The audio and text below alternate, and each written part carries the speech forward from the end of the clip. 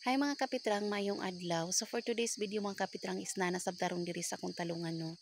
So karon update sa akong talong guys. So mo ni resulta dai sa akong talong no pagkahuman sa mga duha ka semanang hangin ug ulan. So mo ni iyang resulta na nisalot gini siya guys. So karon murag nagsugod ni siya recover.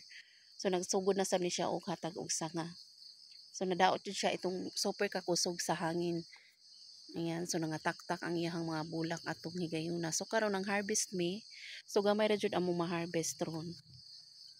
Ayan. So guna siya katag og sanga.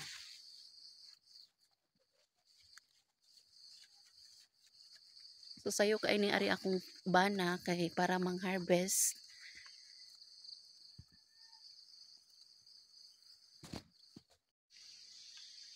So in ani day among ma-experience nga usa ka mag-uuma guys no. Nga mukalit ra jud nga bisan unsa kanindot sa atong tanom kung magianta og kusog nga hangin. So makuan gud siya, madaot gud siya. So karon maka-harvest ra mi ani mga gamay ra jud kaayo.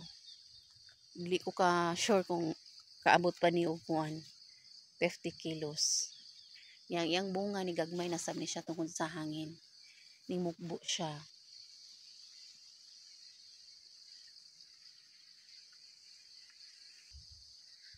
So na diri akong palalab sa ibabaw ng harvest. Yang hinarvest.